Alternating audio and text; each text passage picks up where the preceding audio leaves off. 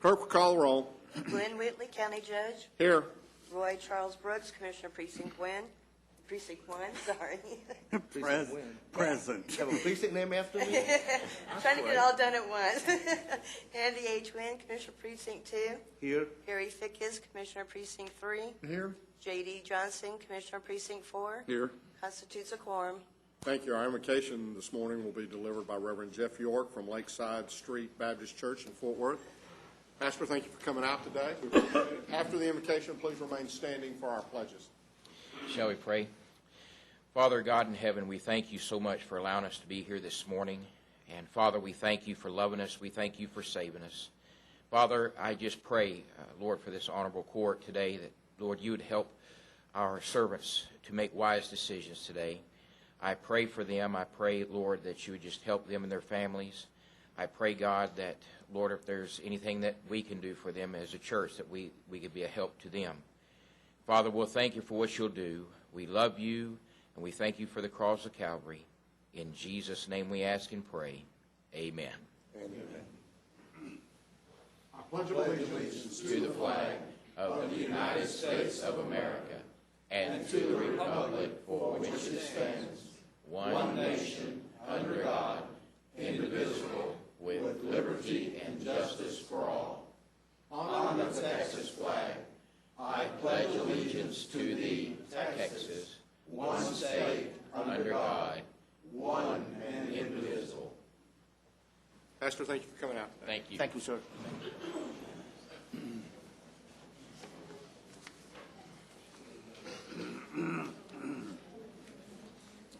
Mr. Manius? Thank you, Your Honor. We do not have any announcements at this time. Thank you.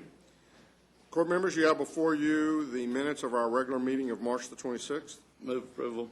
Second. We have a motion and a second. Any discussion? Please vote.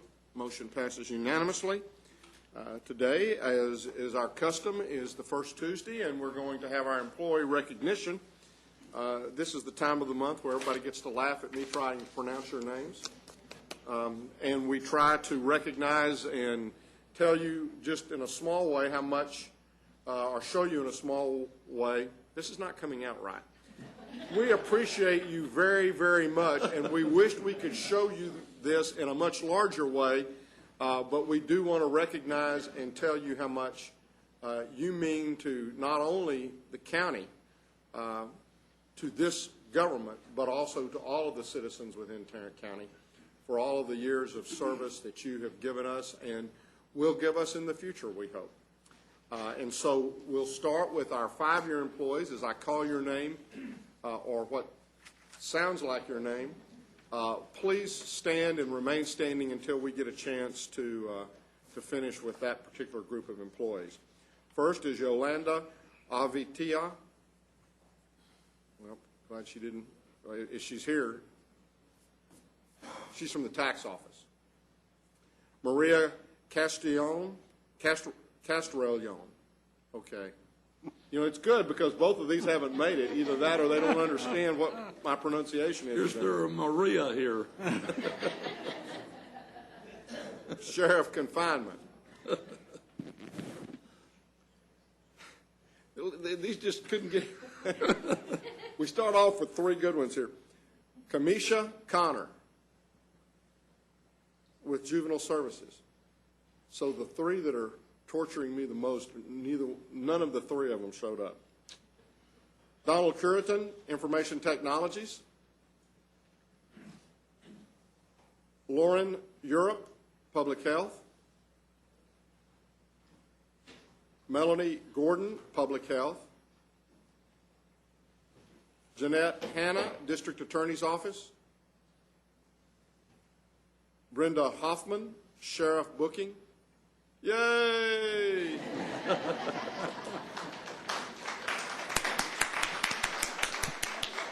Latoya Jackson, Sheriff Confinement. Latoya, thank you. Yeah, now we've gotten into a habit. All right, that's enough. Ronnie Jackson, Sheriff Confinement. Sylvia Jackson, County Clerk's Office. Deborah Lawrence, County Clerk's Office. Amanda Livingston, Public Health. Maria McDaniels, County Clerk's Office. Jody Newton, Public Health.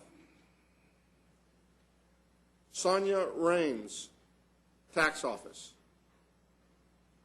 Timothy Rogers, District Attorney's Office. Maya Scott, Juvenile Services. And Alice Walker, County Clerk's Office. Let's give these 5-year employees a round.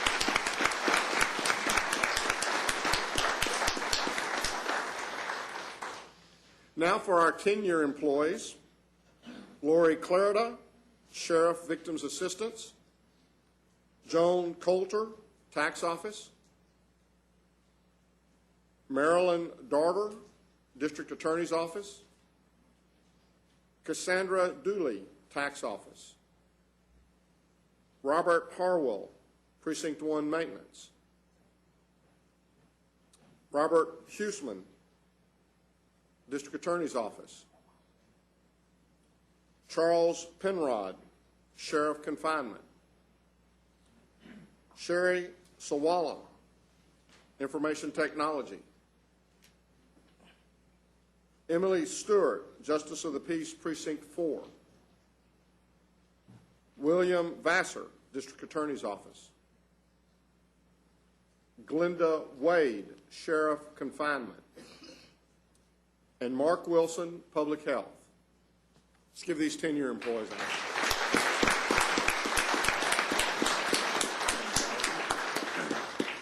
Wilder's getting a head start on the cookies back there. Don't eat too many because you're buying lunch today. Now our 15-year employees. If you need some help, we can show you where it is. Barry Allen, Probate Court Number 1. Sidney Beatty, Sheriff Booking. Tim Bull, Facilities Management. Katrina Brooks, Sheriff Booking. LaShawn Grant, 213th District Court. Ariana Gravitt, Sheriff Communications. Okay, how bad did I mess that up? Brenda Hubbs, Precinct 3 Maintenance. Hey, Brenda, how are you? Gerald Murray, Auditor's Office. Kevin Schilling, Sheriff Kitchen. And Armando Zuniga. Okay, let's try this one. Go ahead and you pronounce it. Zuniga. I bet he's right. Sheriff Kitchen. These are our 15-year employees. Let's give them a hand.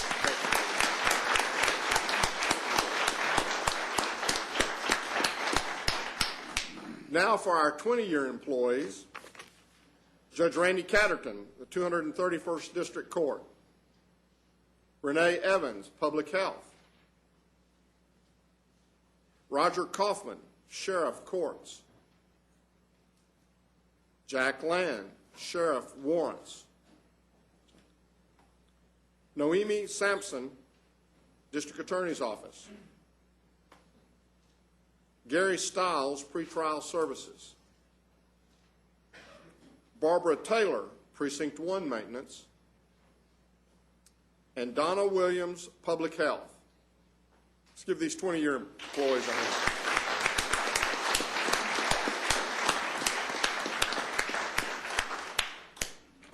Now for our 25-year and plus employees, I'll ask you to stand and we'll say a little bit about you.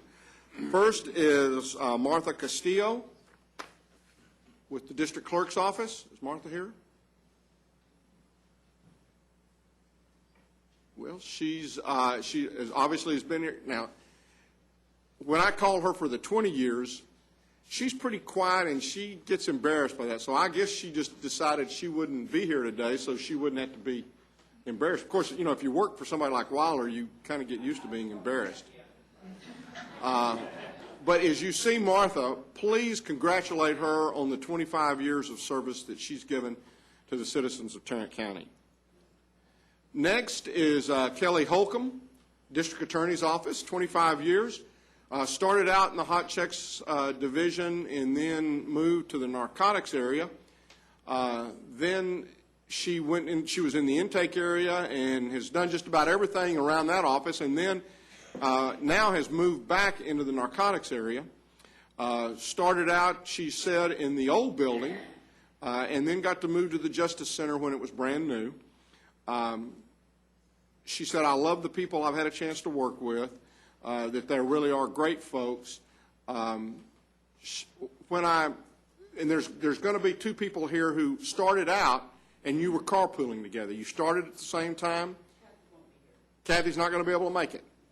Well, they carpooled for the longest time together, and then once she got moved to a different office, they had to stop that. She said that that her mom actually told her that she ought to go down and get a job for the county, and with the county, she said it was the best advice that I could have ever gotten. Her dad retired from the Air Force and from the post office, and then her brother is a police officer in Dallas. Her mother and father have both retired. Her brother's still what's happened since the last time we talked. Her brother's still in Dallas. She's gotten married. He works at General Services downtown, and we were talking a little bit. My dad had retired from General Services, and at that time worked out the depot, which they've closed down now. And did you really? Well, it's a small world. He worked out there until he retired, and I guess he retired probably in 1990, and then passed away in 91. So, well, that's neat, and I'm.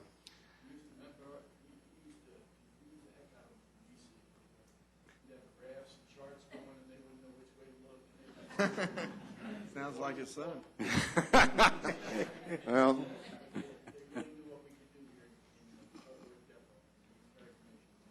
Well, he was very proud of his time there and really enjoyed being out there at the depot. And I remember he got a lot of my friends summer work out there.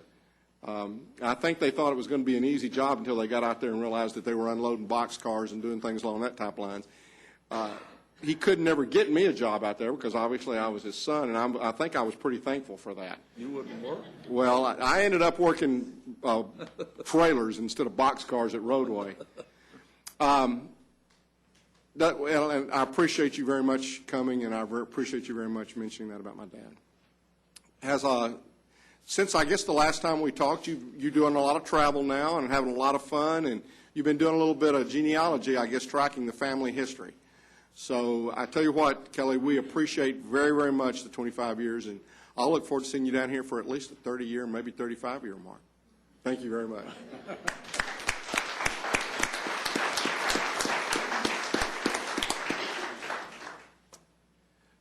Next is Dana Parra from the District Attorney's Office, 25 years.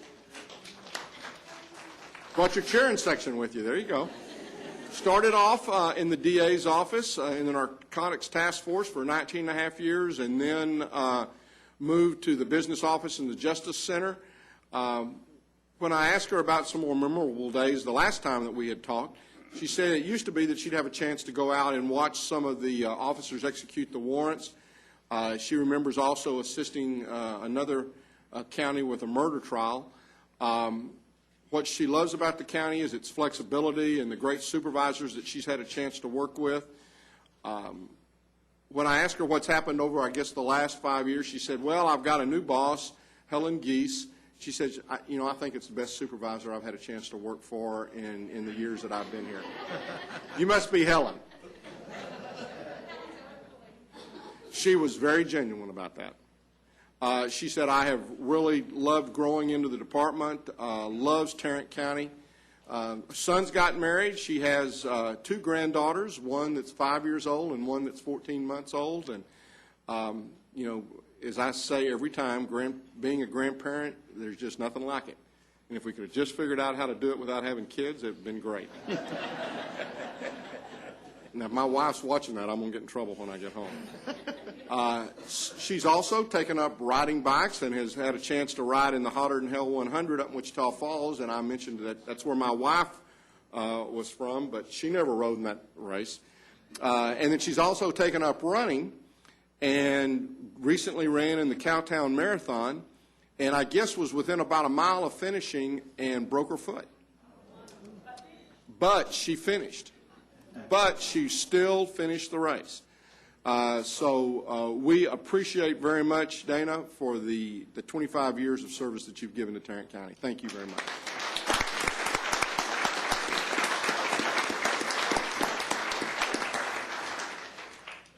Next is Lloyd Riddle. Where's Lloyd? There's Lloyd. Lloyd started out in the jail, spent 13 years in the crime scene with the criminal investigations, had been working downstairs, getting ready to retire at the end of this month. When I asked him what he had liked most about the county, he said the fact that nothing was routine, that each day was a little bit different and never quite went as planned, and that he had really enjoyed the 25 years that he has had a chance to serve with the county. I asked him what he'd been doing since the last time we'd talked, and he said, well, he had bought a house for investment, and right now he was trying to get it fixed up so he could sell it. He also has been doing a little work. We appreciate very much all the work you've done down here, but it was working a little security for the church. He said after he retires, which is going to be the end of this month, he's planning on visiting kids and grandkids, which I guess are your kids, you said, were both of them are teachers. One's in North Carolina and one's in Austin. He said he has 4 grandkids right now and he's got one coming in September. And he said, his final comment was, he said, there's a whole lot more paperwork that you have to do to get out of this place than there was that you had to do when you got into it. We appreciate very, very much the 25 years of service you've given us. Thank you.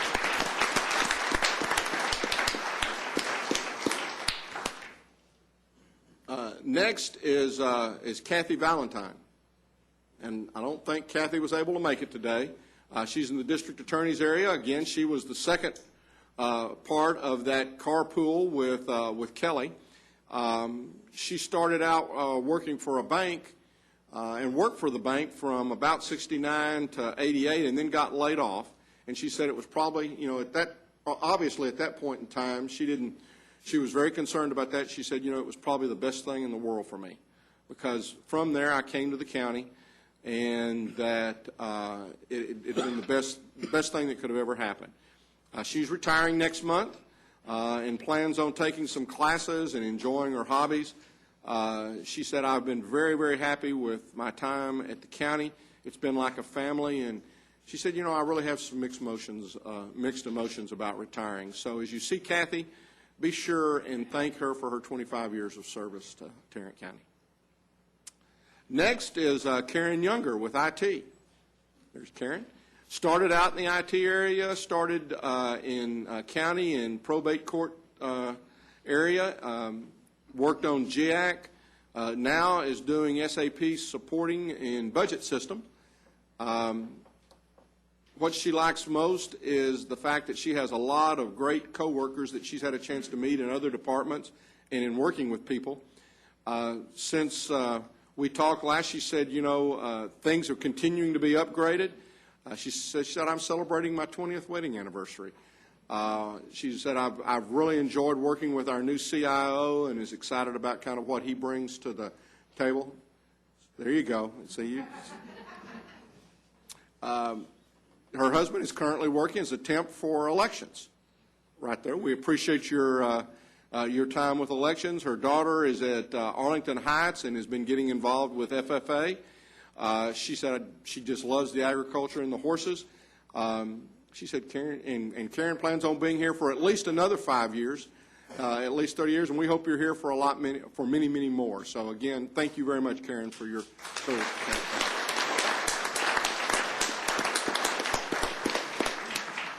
Next is Bobby Randolph, Precinct 4 Maintenance, 30 years. There's Bobby.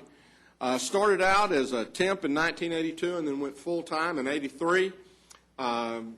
90, he made supervisor. He was a road supervisor in 93 and then shop supervisor in 2000. And now he said, I had a chance to move back out into the field as a project supervisor. And he said that was real good for me. He said, I enjoy being out of doors. Memorable moments were the currency plant and Bond Ranch project. He said, when I go by that currency plant, I can say, we did the dirt work out there. And had a lot to do with that being a part of the thing. He said he hopes to be with the county for several more years. When I asked him what had happened since last he talked, he said, well, about the only thing disappointing was his daughter had gone to work for this guy in the county. Just kidding. His daughter went to work for J.D. as an office administrator, and I guess probably over the years you'd had a chance to see her grow up, and so I'm sure that it was certainly very special to Bobby that his daughter Emily, and I believe Emily's here. Stand up, Emily. And Bobby's wife is here, I believe, too. Well, it's obvious where she got her good looks. But I know, Emily, that your dad is very, very proud of the fact that you're working for the county now. His youngest daughter has a 4-year-old granddaughter, and he said that had been a lot of fun for he and his wife. He enjoys working for the county and hopes to be here for many years to come. And, Bobby, we appreciate very much your contribution. And, Emily, we look forward to your contribution to the county for years. Bobby's family was my next-door neighbor when I was mayor of Saginaw, in Saginaw. So back And then y'all had to move to get away from him? Bobby, we appreciate you very much for the service.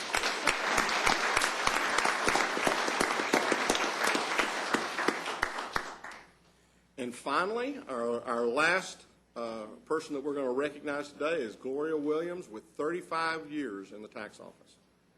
There's Gloria.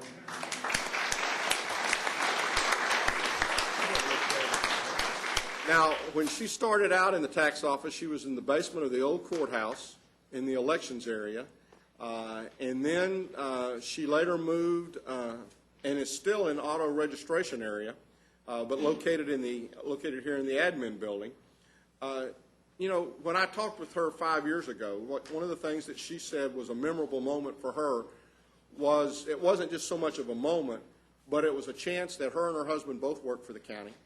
And so they would ride to work each day together. And she said that time just riding in and out from work was a special opportunity for them to just kind of talk to one another. And she said it was a very, very special moment.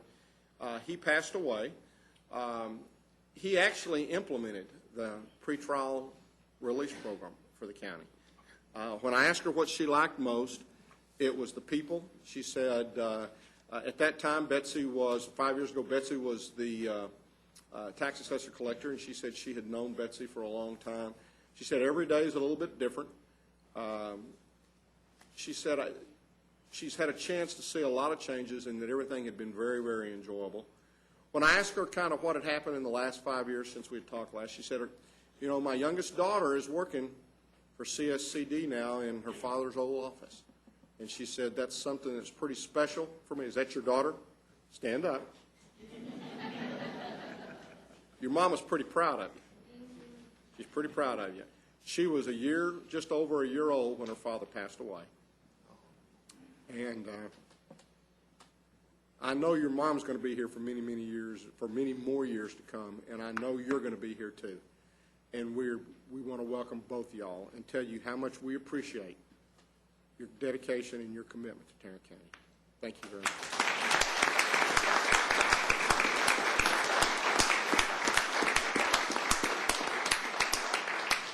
$790 years. Thank you very much. Refreshments in 504C if Wilder hadn't eaten them all already. And again, thank you for everything you've done.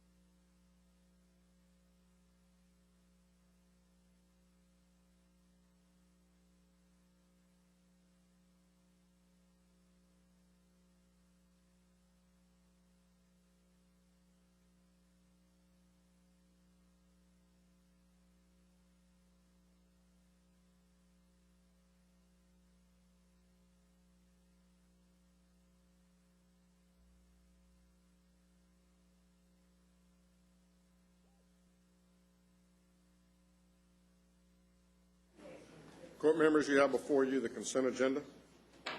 Move approval. Second. We have a motion and a second to approve the consent agenda.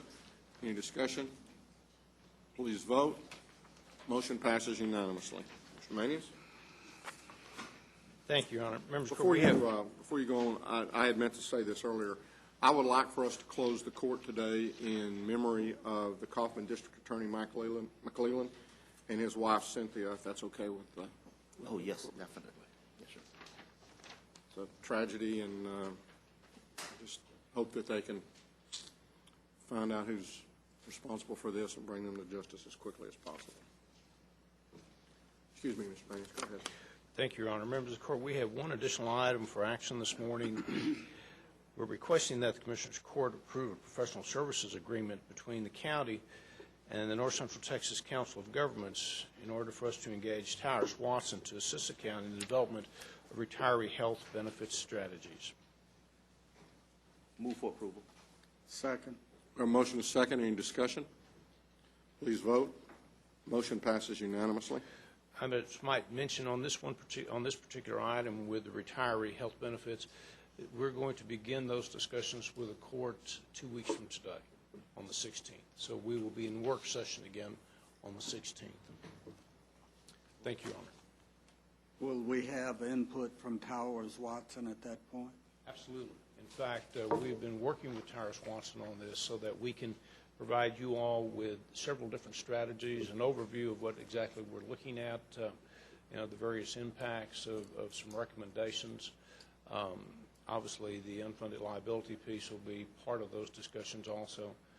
But that presentation is going to, first of all, be an informative presentation to lay out what we talk about when we talk about retiree benefits. We're going to talk a little bit about our retirees themselves. We're going to have some actuarialists from Towers Watson's here. We've asked them to put together various scenarios that the court might want to consider.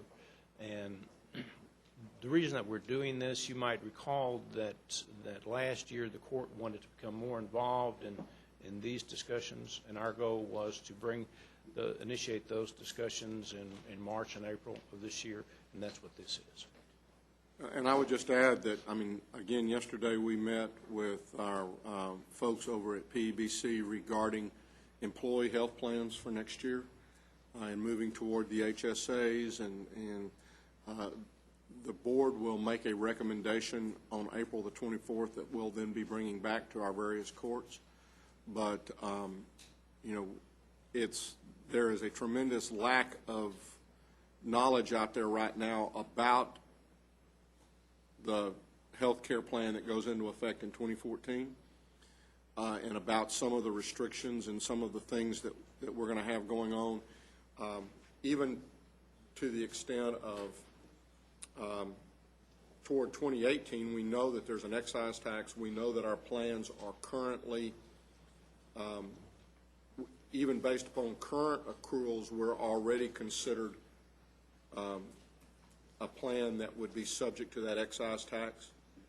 Early indications or early estimates from our consultants is that by 2018 we could be having to write a check for as much as $4.5 to $5 million if we do not make changes to the plan. And the end result of that is I think there's a lot of folks with a lot of plans that are either going to have to decrease the benefits that they're offering, or they're going to have to cut a check to the federal government for $4.5 to $5 million. And so we've got some decisions to make, and it's not really, that really doesn't have anything to do with what we're talking about from an accrual standpoint as to whether we have HSAs or whatever. It's just the types of benefits that we offer right now. The federal government has decided that they believe that those are in excess of what they feel like the benefits should be, and as a result of that, there's going to be an excise tax of 40% levied against the amount above that ceiling. And the ceiling right now, I believe, is it 10.2 or 10-2. And our plan right now is. 10, that's right. And our plan right now is about 10.7. Yeah, it's somewhere around between 10.5 and 10.7. And so the 10.2 is what's going to be in effect in 2018. So if we end up with the kind of increases in medical inflation that we've experienced in the past, then that's what they've used to come up with that estimate of $4.5 to $5 million. So there's going to be some tough decisions that we're going to have to make over the next, we're going to have to make some tough decisions over the next month or so, but then in addition to that, over the next 2 to 3 to 4 years, we're going to be making some other tough decisions. Thank you, Your Honor. Ms. Glenn? Nope. Can't see over there. Is she over there? So she's just going to be lazy. No, sir, I would never say that. She's just delegated. I have for you to receive and file the personnel agenda. So move. Second. We have a motion and a second to receive and file personnel agenda. Any discussion? Please vote. Motion passes unanimously. Our second item is approval of a waiver of terminal benefits for the Information Technology Office. They had a computer operations supervisor retire on February the 28th with 400 hours of vacation. Obviously, some of that vacation time has been expired, and so effective April the 3rd, they are requesting this waiver for the remaining 216 hours at a cost of $3,174.96. Move for approval. Second. We have a motion and a second. Any discussion? Please vote. Motion passes unanimously. Thank you. Thank you. Mr. Beecham?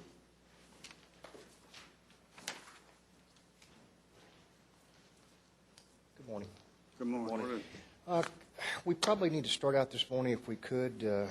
A couple of weeks ago, there were quite a bit of conversation concerning addendums and big signature rejections. Passed out a memo, which everybody up front has a copy of, along with the court, concerning those questions. The first and second paragraph talk about the reasons why we feel like signature is important. The second paragraph talks about addendums. I think the information that's most important is Commissioner Wynn asked that we go back to October of 2012. We did that. We have brought to the court 44 bids for recommendation for award. In those 44 bids, there were 207 responses. Of those 207 responses, 9 were brought back to the court recommending rejection for lack of signature, and 4 for signature on the addendums.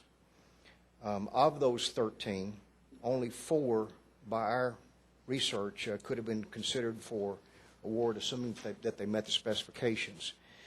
On the second page of the memo that I passed out are examples of some things that happened.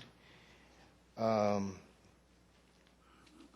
third page is a copy of the bid proposal form itself, and the fourth page is an actual. We don't have third and fourth. We only have 2 pages.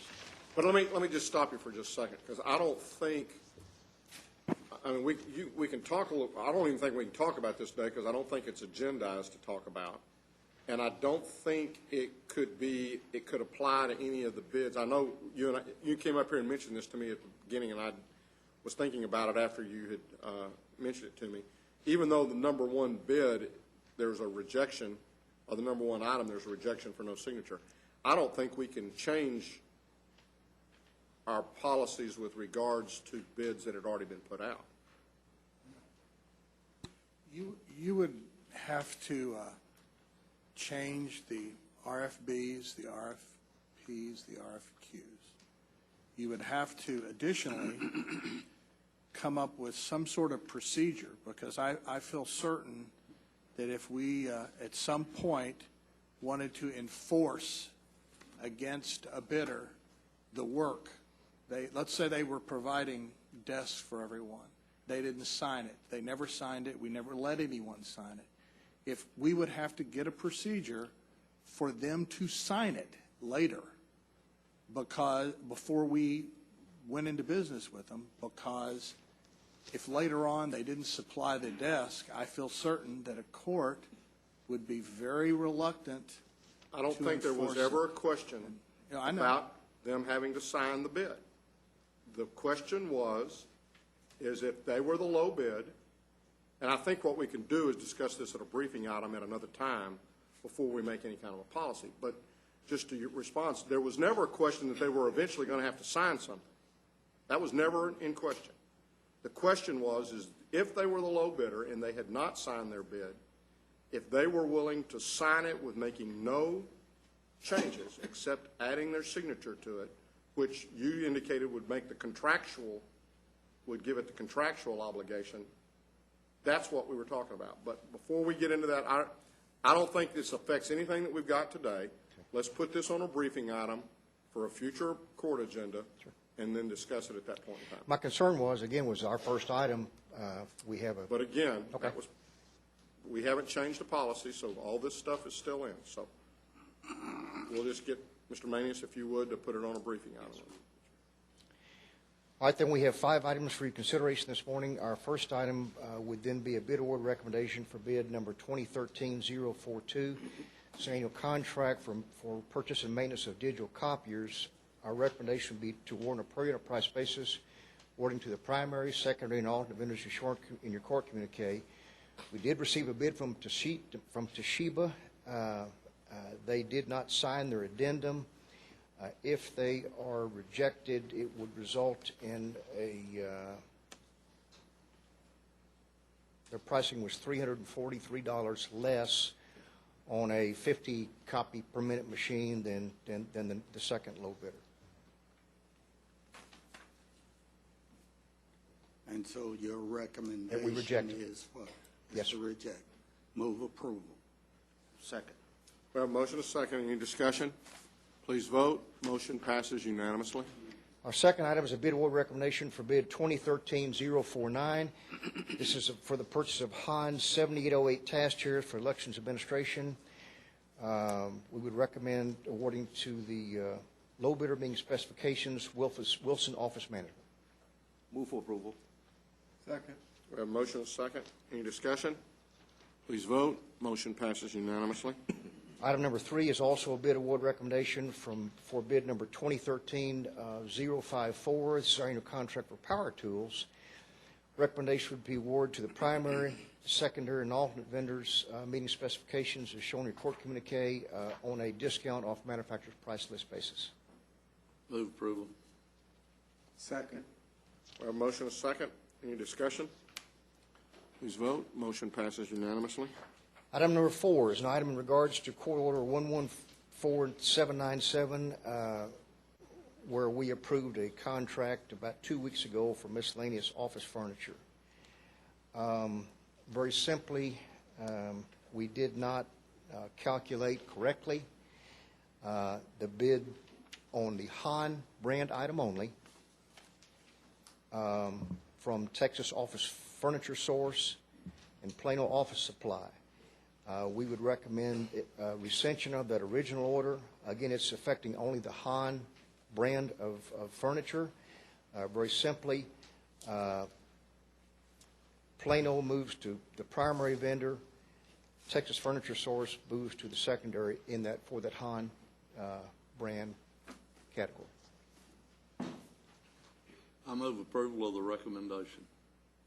Second. Now tell me what happened. We just miscalculated the bid the 2 bids that we received from Plano Office Supply and Texas Furniture Source. We did not understand what they were sending us. That being said, Plano Office Supply, which was in that original court order, the secondary vendor would move to primary. Plano would move from secondary to primary. They just reverse place on that one brand of furniture only. Financially, what's the difference? Sir? What's the cost? This is a mistake they made, Mistake we made. you made. You throw that bid out? We had provided the vendors with a list of some items and asked them to give us a discount off list and then use that discount off list to apply to each line item. Texas Furniture Source provided a discount off list of 59.25%. We then proceeded to use lower discounts and higher discounts on different items. When we applied the 59.25 discount off list onto the items uniformly. They were the second low bid, and Plain Office Supply was the first low bid. I initially took the math that they provided us as truth, but then after I went back and re-looked at it and recalculated it, I found out that they did not apply the discount appropriately to all of those items. So wait a minute. You're telling me that they applied it, but they applied it improperly? They applied like 60% on some items, and then 58% on some items, 55% on some items, 64% on some items. And so they did not use the discount off list that they had said they were going to use. And so it looked like it was lower, but when I went back and actually found out what they did not apply 59.25. They kind of moved some of the numbers around to make it look like they were lower. I contacted both vendors. I asked them I contacted Texas Furniture Store, said what happened. They said, we made a mistake. We apologize. 59% is the correct discount off list. Using that as the discount off list, they are the second low. So you're telling me now you contacted the vendor, and the vendor told you, no, this is what really it is, and not what was on the paper, and so we're giving it to them based upon what they said it really was versus what was on the paper? No, there was a blank that said, give me your discount off list. And they put 59.25. And then I said, take that discount and apply it to these list of items. And when it came time for them to apply that discount to the list of items, they did not apply 59.25. They applied different discounts to different items. Which may have averaged 59.25. The average was something like 60.4 when I calculated that average. But that's not what we were looking for. We were looking for that one list discount so that we can pick the Hahn Pricer and find our price so we can verify that the prices stay the same and not apply this to this, this to this. Was that just an unintentional error? Because you used the terms that they tried to make their price look less. Well, I did not. If that was the case, then I didn't investigate as to what their intentions were. It may have just been they didn't understand correctly what they were doing. Maybe that innocent. But it sounds to me like we're letting them change something after they submitted it in. Well, Yeah, but there's a penalty. They moved from primary to secondary.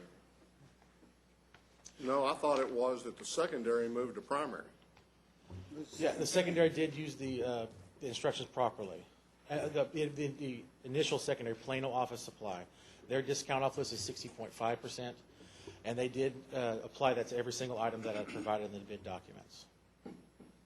So who discovered what, and how did we get to where we're at? I discovered, after re-looking and starting to apply the numbers, I discovered that Texas Furniture Stores did not apply the discount that they had provided, that they had provided different discounts for different items. And so And they were the primary. They were initially the primary status, yes, sir. so they are now moved to the secondary. Yes, sir. And despite your addition and their addition, were they willing to do the project or provide the merchandise at the price that they quoted you? I believe Was they that a lower price? on just one section of it was like file cabinets. They gave us huge discount on file cabinets, but on every other item for chairs, desks, desk chairs, they are higher than Plano Office Supply. So if But it was, okay. Y'all chopping up these bids so bad, I question how you figure them out anyway. Somebody's 7 of 11 and 4 of 7, and I mean, it's just kind of all over the board. Well, that's the way the bids turned out. Yeah, but just, But essentially, right now, Plano Office Supply has become the primary vendor. with the recommendation On one of for award today, On they one would thing, become, they on would the become Hahn, yes, Hahn sir. product, right? Yes, sir. Okay. And the other products, no effect, no No, sir. change, right? No changes.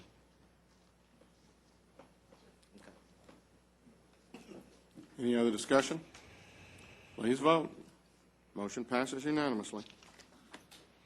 And item number 5 is an item in regards to bid 2013-043 concerning a contract for electronic fire and sprinkler alarm inspections, backflow preventer testing, and maintenance and repairs. We are recommending rejection of all bids. We received 8 bids. After the initial evaluation, there were multiple problems. Lack of signatures. We feel like that at the end of the day, the specifications might be presented more simply, and we would like to recommend rejection and send it out again with revised specifications. So move. Second. So the ones that were no bids, were they the lowest one? I mean, no signatures, were they the lower ones? We just felt like this was such a rat's nest with the bids that we received that it would be better to put it out again and try one more time. So why was it so messed up?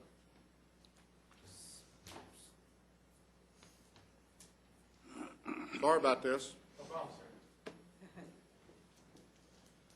I am not sure. We had a pre-bid meeting. We met with everyone. We had a walkthrough. This is for fire inspection. We went to each building. We had a question period.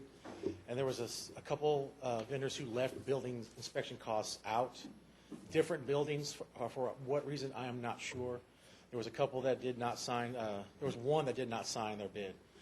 And some people were trying to add terms like 2-hour minimums. So I'm not sure exactly how this got to be this way, but we decided to, the recommendation is to rebid, stating no extra terms, fill out every line, fill out every building, do not no-bid a building. And that was the concern, is that if we need an inspection on a particular building and they had a no-bid, how do we get that inspected? We just felt like at the end of the day, it would be the most professional thing to do. Why wouldn't you, I mean, if like you do on other things where you've got this bid we just talked about, we got 3 or 4 different vendors depending upon what item you're buying, why wouldn't you have, okay, if we need an inspection and we can't get an inspection on this building, but we've got a company that said here's what they would inspect that building for. You had 8 bids and not a one of them, you're thinking, came in and followed the terms of the purchase. I think the pricing was a question also, as to accepting what we felt like the market value would be for the actual inspections based on previous bids that we brought to the court for approval. Once we do that, don't we pretty well tell everybody what everybody else is bidding? Not necessarily so. Is it not subject to public information? Yes, it is. Then why is that not necessarily so? Unless they request it, although we post it on the website, not everybody will go in and verify it. They probably know what their prices are at the end of the day, but that's not the case every time.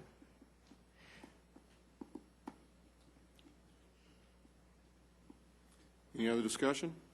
Please vote. Motion passes unanimously. Thank you.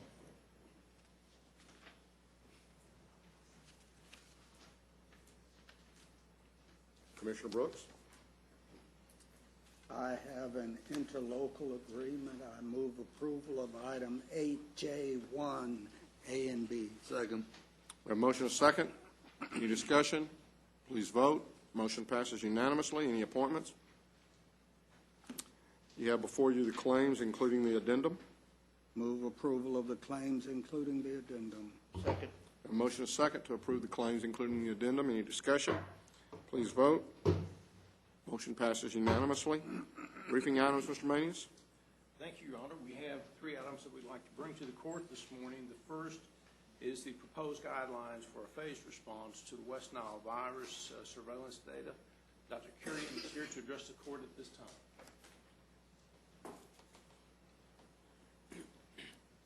Good morning. Good morning. Good morning. As part of modifying our West Nile virus surveillance and response systems, we have proposed guidelines for a phased response to West Nile virus surveillance data. And I'm here this morning to brief you on these proposed guidelines, which have been adapted from the CDC guidelines. These guidelines are intended to be used as guides rather than absolutes countywide. This is the epi curve from last year. We had 280 cases, human cases of West Nile virus illness. What you see is the number of human cases by the date that they were reported to the public health department. Now what you see is the same number of human cases by their date of onset of illness. As you can see, there is a lag time between the date of onset of illness and the date that we detect those cases, or these cases get reported to us, which was approximately 19 days last season. So to this lag time, if you add in the West Nile virus incubation period, which is 3 to 14 days, approximately a month might have passed between the infected mosquito bite and the reporting of the illness or detection of the human cases by the public health department. Now, the principal goal for us in developing a phased response is to minimize the impact of the West Nile virus illness in humans. Now, in order to satisfy this goal, as this slide clearly illustrates, it's important for us to have our mosquito surveillance data primarily drive our response measures or response strategies. We will certainly continue with the human surveillance, human case illness data. West Nile virus, as you know, is a reportable condition here in the state of Texas. So what that means is healthcare providers are required by law to report these conditions or these human cases to the local public health department. And we, in turn, are required to investigate each of these human cases. So we will certainly continue our human surveillance, but unlike in the past, our response strategies will not be initiated until we find a human case. Because as you see, if we continue doing that, we are probably going to be responding to an event that happened a month ago. So that is the main reason or logic behind us moving towards mosquito surveillance data as being the primary force behind the response strategies, or primary force driving our response strategies. So as we go through the phased response, you will see that the various thresholds that have been set are primarily determined by the mosquito surveillance data. Our risk categories that we are proposing, we have 5 defined risk categories ranging from 0, which is no risk of human outbreak, to 4, which is outbreak in progress. And I just want to emphasize that there will be flexibility, or there should be flexibility, while implementing this phased response recommendations during the operational phase or during the season itself, because the surveillance data or the knowledge that's gained as a result of the surveillance efforts during the season could change the phased response recommendations. At this stage, it is not possible to have a specific and detailed recommendations for all possible scenarios, particularly at a defined geographic level or a city. So the city responses, we understand and we accept that city responses during the season could change depending upon the surveillance data from that particular geographic region, depending upon the community perspectives and the resources available. We will certainly work with the cities during the season to assist with their surveillance efforts, interpretation of the surveillance data, and help maximize the use of the existing local resources. So we're going to go take a closer look at each of these risk category level, starting with risk level 0. This is where there is no risk of human outbreak with no evidence of mosquito activity and West Nile virus activity. This is usually seen in winter. This level will be seen in winter when the climate is not suitable for West Nile virus activity. The recommended response for each of these category levels will have 3 components: the surveillance component, the education component, and the control measures component. So the risk level 0, the recommended response include developing a response plan in conjunction with the cities, which we've already done, initiating a public health education and outreach campaign. Again, we have developed and are in the process of conducting various community presentations out in the community, including information on surveillance, prevention, and control measures. We've already trained the precinct staff regarding surveillance, trap setting, source reduction, larviciding. And our communication tools for the upcoming season will include various tools like both the print, audio-visual media, the social media, various kiosks out in the community, and we plan on doing multiple press announcements during the season. Last year, 65% of our West Nile virus human cases reported never using insect repellent. 71% of those human cases that reported spending more than 8 hours outdoors reported never using insect repellent. So with this, these findings underscore the importance of having timely education, efforts initiated much earlier than last season. And so this year we already have a 4-county joint press release that fosters awareness of the risk and ways to prevent West Nile virus illness. That's been released this morning. And the control measures for this risk level is, again, coordinate with the community partners and secure resources, which we've already done to implement our expanded and modified surveillance program. Risk level 1 is where the risk of human outbreak is low with normal mosquito activity and little or no evidence of West Nile virus activity. The recommended response includes monitoring and maintaining larva and adult mosquito habitats. And this will be initiated on May 1st. This is the seasonal surveillance, which will be done in coordination with the city, where we will initiate county-wide collection of the mosquitoes and testing of the mosquitoes. We'll continue with our public health education efforts, and the control measures in this risk level will primarily focus on source reduction and larviciding. Source reduction is considered as the most efficient and economical method of long-term mosquito control. And so the source reduction, as you probably are aware, is the elimination or alteration of the mosquito habitats. And when the source reduction becomes inadequate, then the recommendation is to go on with the implementation of larviciding, which is less permanent than source reduction, but it's killing of the mosquito larvae using both chemical and biological means. So our community partners have been trained on these control measure strategies by the Public Health Department. Dr. Curido, Yes. would you explain some source reduction strategies, please? That's draining of the standing water. Okay, don't let water stand.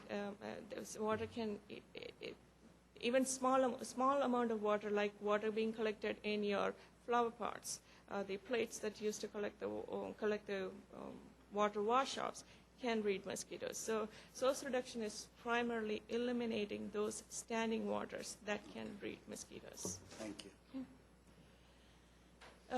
Risk level 2 is where the risk of human outbreak is moderate, and the threshold currently is set at virus being detected in mosquito samples.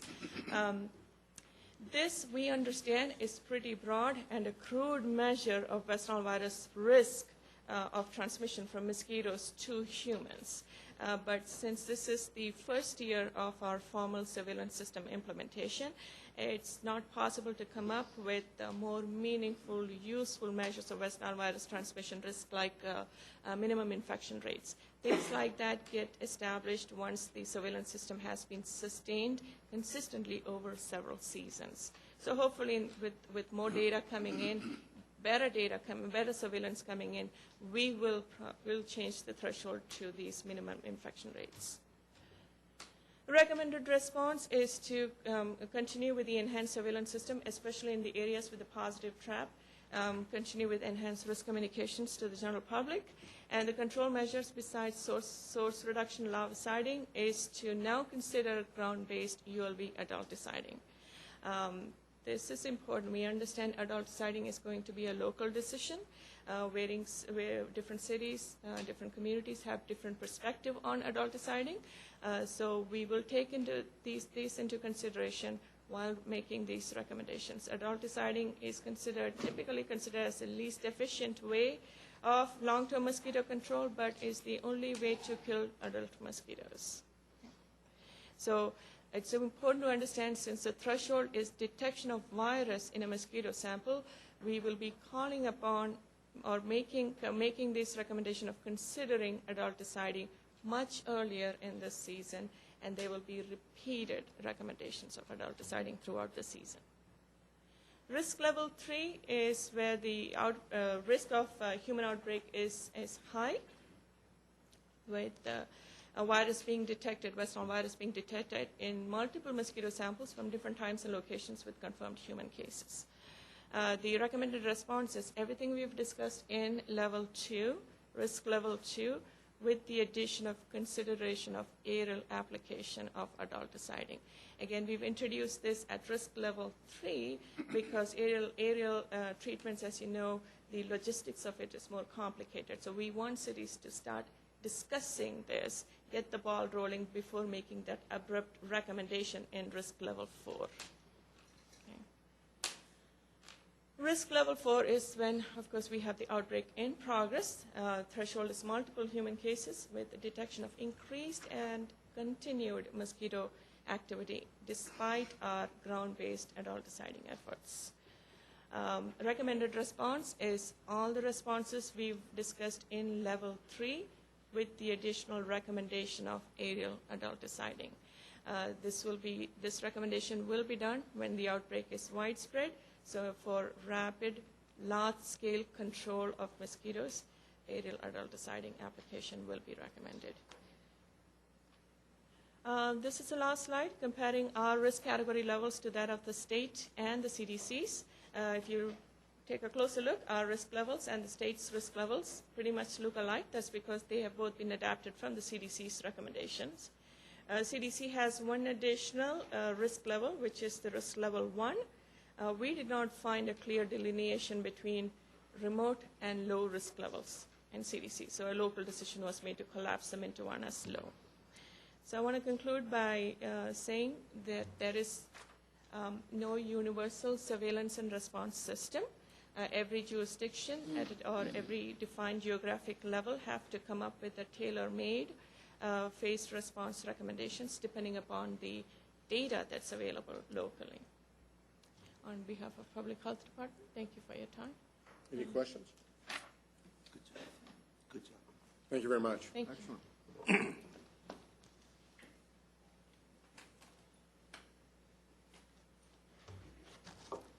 Members of the court, if we could move to item B.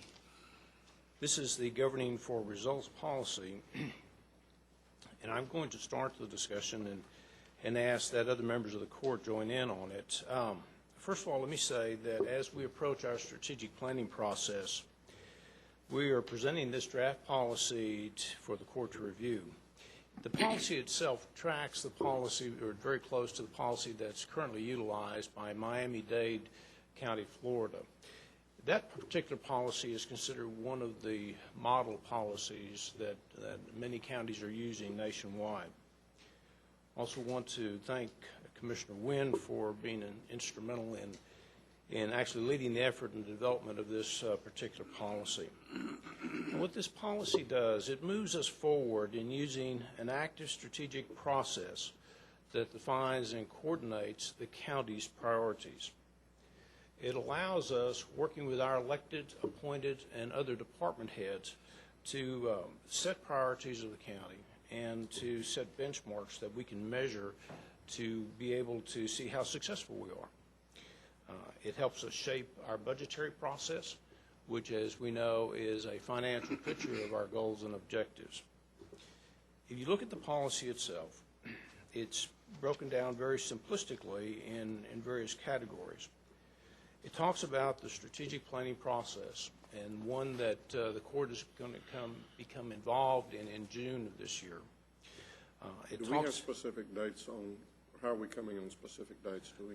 I don't have a specific date on that yet. I will, Judge, I can talk about the two candidates that we're looking at now, or I was going to talk about them later on, but I'll be more than happy to talk about them now. Later on today?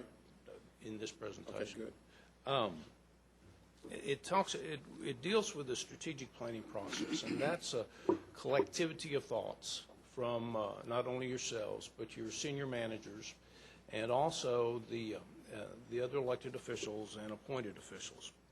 It talks about creating inside the administrator's office a responsibility to ensure that the strategic planning process moves forward and that we develop a plan that we review annually and report annually, but no more than 5 years out do we redo the entire strategic plan.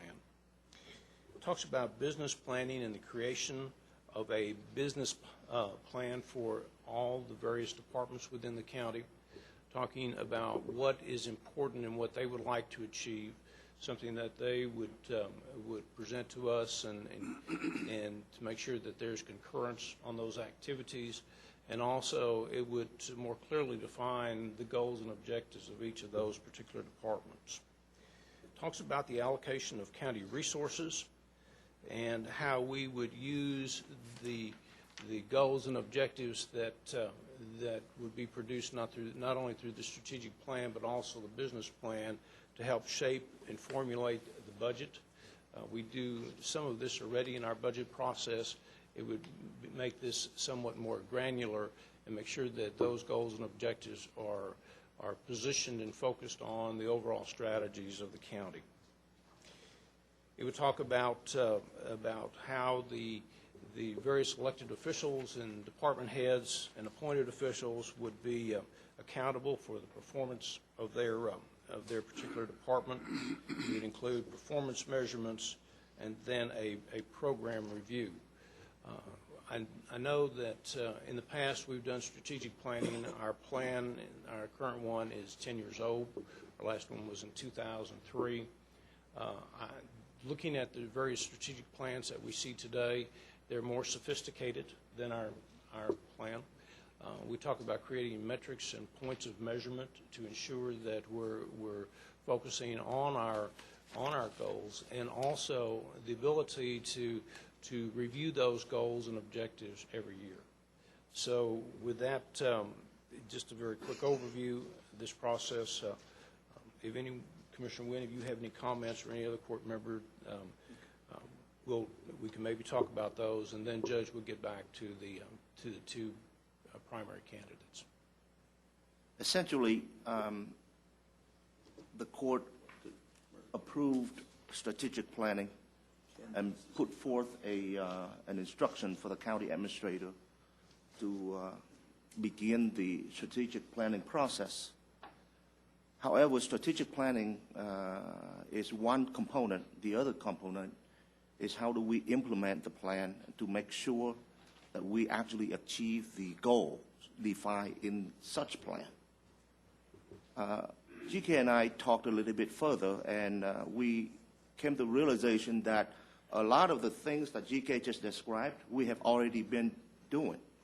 We have a strategic plan in place, dated 2003, but we had it. During the budgeting process, the departments are required to write a certain narrative regarding what you're going to do in the upcoming fiscal year, but a lot of that are not tied in cohesively. So essentially, this policy is meant to refresh what we have been doing up until this point and kind of expanding it, making it a little bit more comprehensive. And this policy will not work, Judge and fellow commissioners, if it doesn't get the support and a complete sponsorship of the Commissioners Court and the other elected officials and the department heads. It can be imposed, but it's not a good idea to impose it on the leadership of Tarrant County. Because once people are forced, they will put up resistance. This should be viewed as something that will enhance the performance of the county and also bring out the performance, the existing performance that our employees have been conducting for the past multiple decades. A lot of those performances are there, but they're not tangible. They're not measurable, and they're not visible to the public. This process will bring out the performance and make sure that the public understand that Tarrant County is one of the top counties in the United States for a reason, and these are the reason why.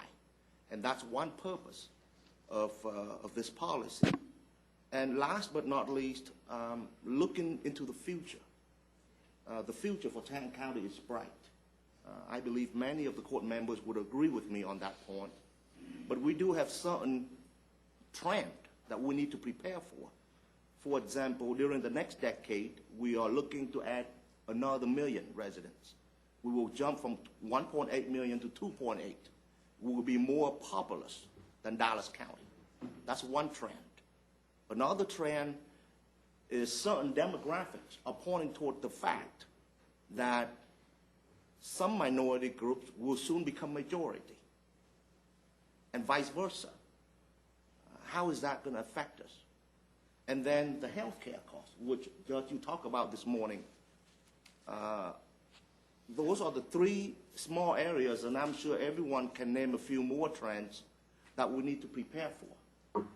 And I think the goal of this policy is to help us gauge the future as much as possible and take such factors into decision-making process at Tarrant County. And so, in conclusion, my view is this plan is to help everyone at Tarrant County do a better job. And if you already do a good job, your performance should become more visible to us as members of the court and to the public. And that's the goal of this policy, in my view. You know, I guess as we go, I think what you're saying then is that we certainly, as we move into the strategic planning area, this is kind of telling everybody what we hope to accomplish, or at least part of what we hope to accomplish through the strategic planning. And yes, sir. It will take about, through conversation with various counties who have done this, especially Miami-Dade. I have learned, and I'm certain that GK has learned the same thing, that it's not going to be a one-time deal. It's going to be a gradual process. Right now, we thinking it will take about 2 years to kind of put 70 to 80% of this policy in place. And it is a gradual movement to move forward, 10% at a time, 20% at a time. It won't be a one-time ordeal.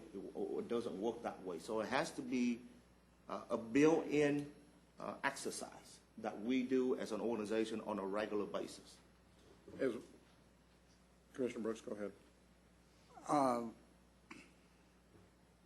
This will be my third strategic planning exercise, my first as a court member, but my third in county government.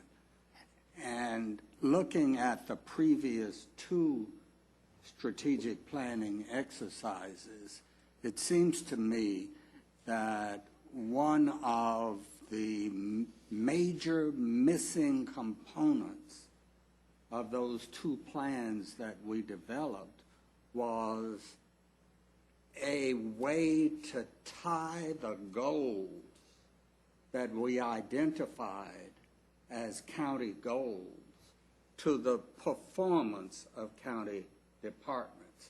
There were goals outlined, but no strategies, and no way to measure whether or not we were obtaining the goals that we identified. This proposed policy will hopefully give us a set of metrics by which we can measure the performance of each county department in relationship to the goals that we have established during the strategic plan, thereby turning the plan from a just pie-in-the-sky kind of wish list to an actual management framework and document. And I agree with what you're saying. I hope that the difference between this process and the processes that we may have had in the past is that in the past, I believe we talked more and listened less. And I would hope that as we go into this process, that it'll be a much longer process. Whereas we've spent a day and a half in the past, I would suspect that we might spend at least just in the very initial process a week where we're having I guess as I at least am envisioning, and it's just me as a single individual in the process, hope to have not only each department, each elected official, JPS, public health, housing development, any organization for which we are basically responsible would come in and we would sit down and dialogue back and forth. That would be an opportunity for them to present to us their goals, their priorities, and for us to discuss those collectively. Yeah. But then also, after we've talked with each individual department, we might talk in subject areas. Like, for example, in justice, I could see a meeting that would involve the sheriff, the district attorney, the criminal judges, the district clerk, the county clerk, all of those parties involved in the same dialogue. And so, I envision, because I think that without asking them for their input, it's difficult for us then to say, okay, you're accountable for these goals when they've not had an opportunity. You're absolutely right. It does require a more participative process. Previous strategic planning exercises have been largely done by the Commissioner's Court, right, with not much input from county departments or anybody else. In order to get the necessary buy-in from the county departments, as Commissioner Wynn has so eloquently stated that we must have, we need to include them in the process. I agree 100%. And there's going to need to be a philosophical change in how we approach the delivery of services. This rapid growth that we're going to achieve over the next decade is going to not only stress our capital infrastructure, our roads and our buildings where we house various county departments, but it's also going to stress the departments that provide crucial services to our human infrastructure, our human capital, our citizens, our employees. All of these are going to have to be examined in the course of planning a strategic document and allocating resources to address the various challenges that we're going to face. I totally agree with what you're saying. It's going to take a buy-in, obviously, from all the elected officials and those areas below them that they have some say and control over. I mean, our situation as commissioners, we have a purchasing department that is managed by a board, that we only have 2 people, district courts have 3.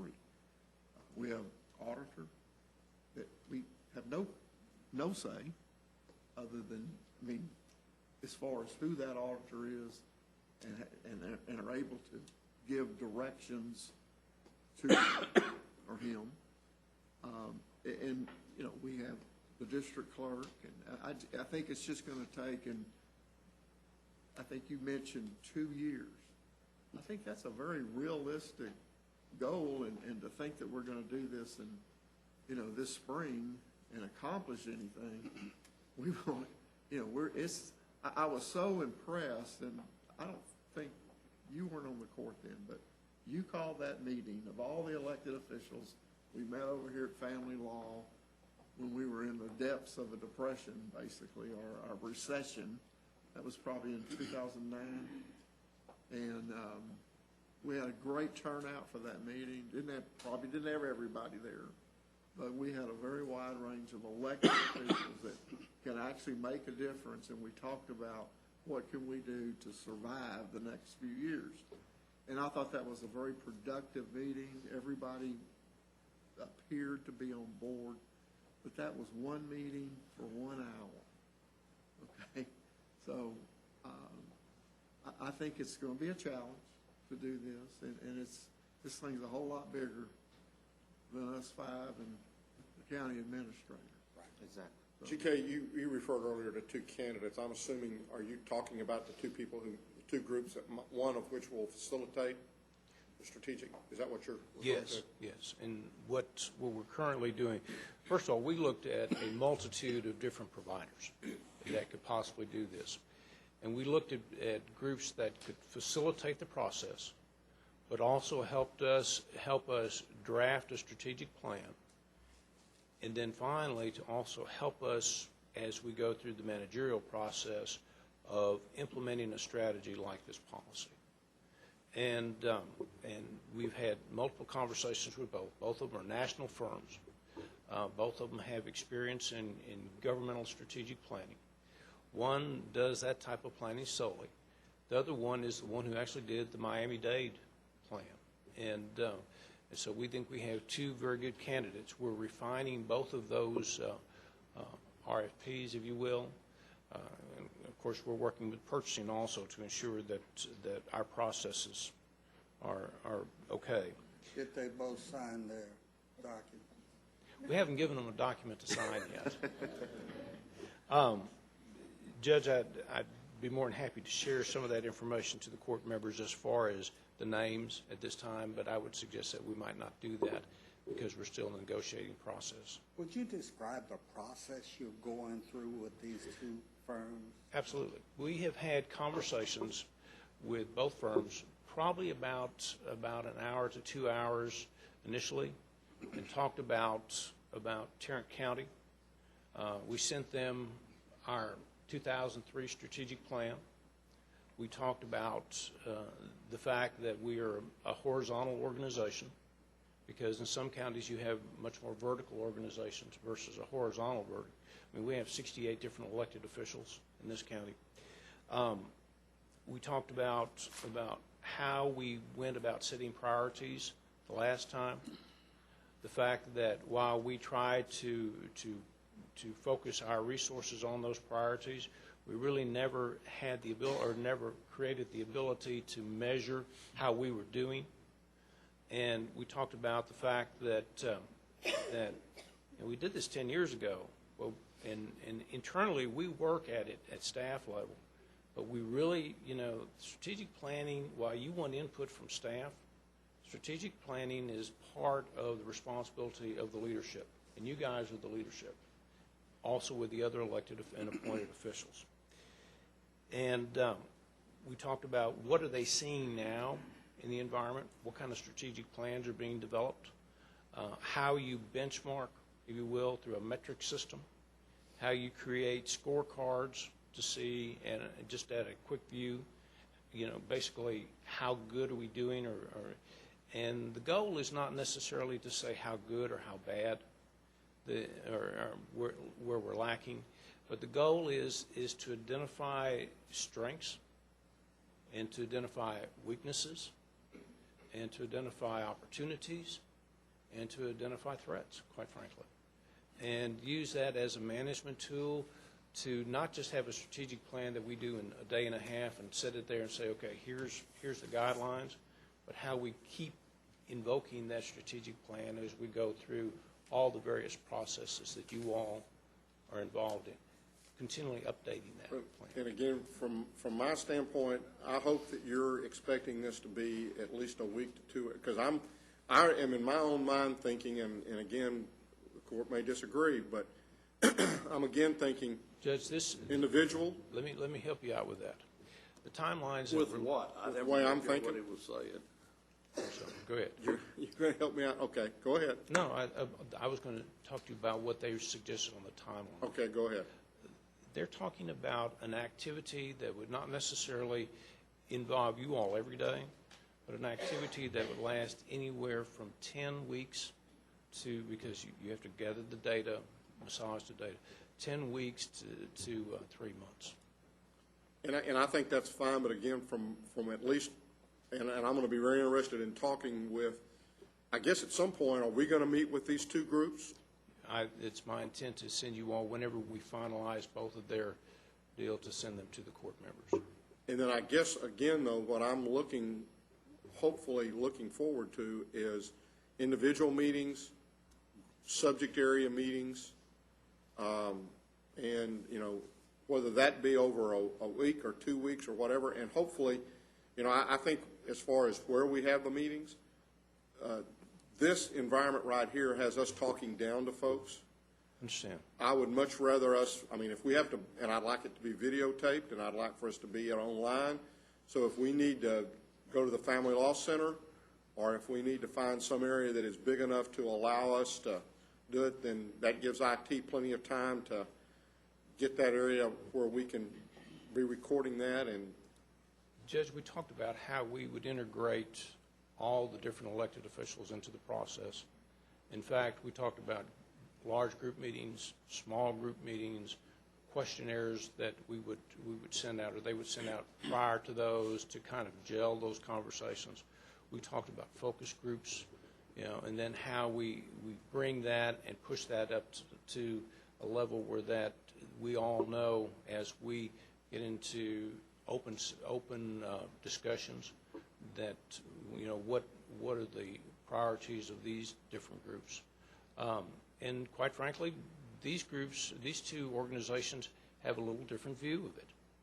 But we've made very clear to them that this is not a process of just our 5 chief elected officials. This is a process of all of our elected officials. when are you anticipating this to kick off? We want to have, we're almost complete with one of the proposers, and we need a little more work with the secondary proposer. And hopefully, we would like to have a couple of documents to you all within 2 to 3 weeks.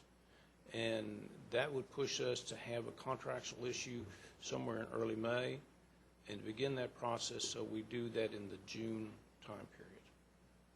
Early June. Early June. Okay, and so do we need to be blocking off particular weeks in June, or? Whenever we get to the point where there's an agreement on how we're going to move forward, because I said there's some differences. And the differences aren't where one's good and one's not good. It's what these firms are seeing on a national basis on how different governing bodies go forward and get the greatest benefit of a strategic planning process involving all of the elected officials. And so what I hear you saying is that that there may be a lot of groups or a lot of meetings going on where we're not all present, but are you looking at a time when?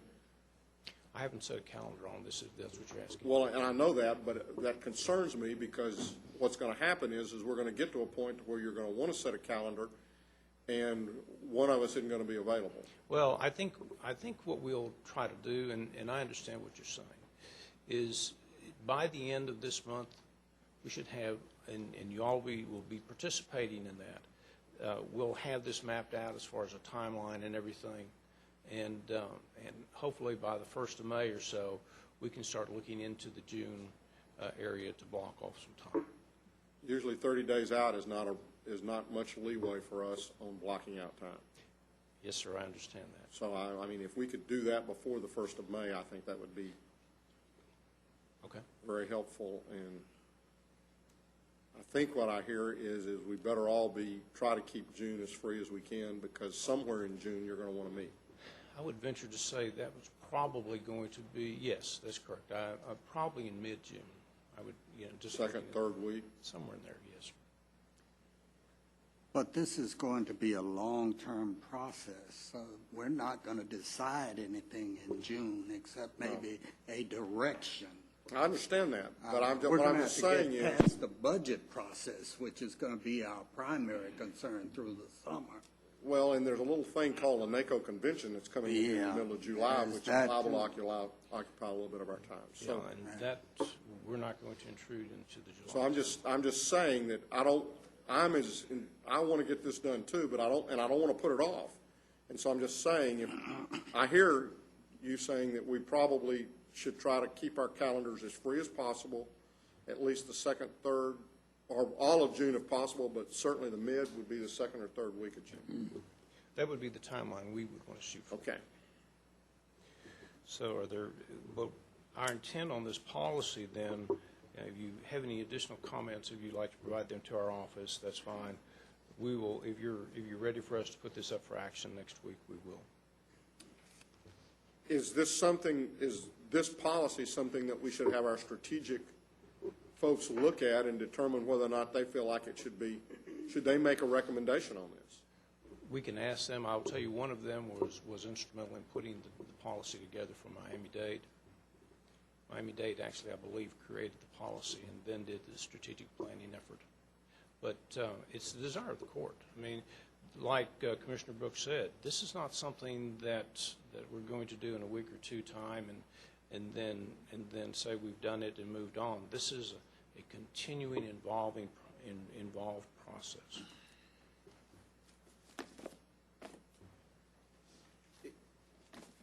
It can be complicated, and it can be uncomfortable at times, and we need to expect that. However, I think by producing better results, we will serve Tarrant County residents a whole lot better, even though we have been doing a very good job thus far. Ultimately, we're talking about creating change, certain change, and change is never comfortable. So it's going to take some time. So I think it's important that myself and every one of us keep that in mind. It's going to take some time for us to get used to the process and kind of build upon it. So it's going to take some time. I think it's important for us to keep that in mind. So, do we want this up next week for action? Is that okay? Go ahead. Sure. Just get it up there next week. Thank you. We have one final item on the briefing. That's the legislative updates. Mr. Mendez has provided you with a copy of his memo for last week's activities. I'll be more than happy to try to answer any questions you may have at this time. What does it mean that the two revenue cap bills that were progressing through the Senate have been placed on hold by? I believe there was there, Judge? There was testimony last week on Monday, and I'm not sure that I would know what it would mean at this point in time, to be very honest with you. We've got a meeting, a policy committee meeting tomorrow on CUC, and so I might be able to give you a better indication. I believe what Mr. Mendez was trying to say was that there were a lot of municipal and county representatives there that spoke in opposition, and that the bills were not moved out of committee. Good. What about the bill that kind of like a reinvestment zone, but for energy?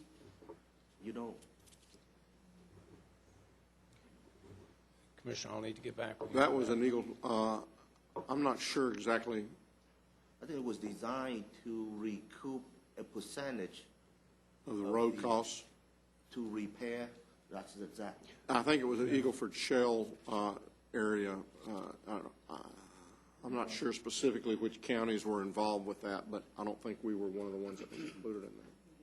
That is a county-wide legislation. I mean, statewide legislation. Let me try to get some more additional information and bring it back to the board next week on it. Okay. If there's no other questions, Your Honor, that's all we have this morning. And I'll remind you all that we are adjourning our meeting in honor of the Kaufman County District Attorney and his wife.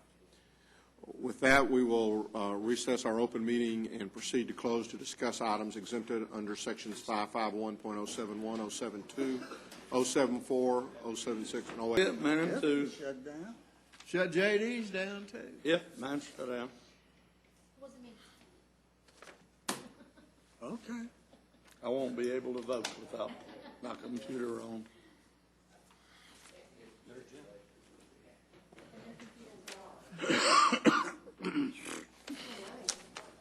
I think he's downstairs. Then let's do this.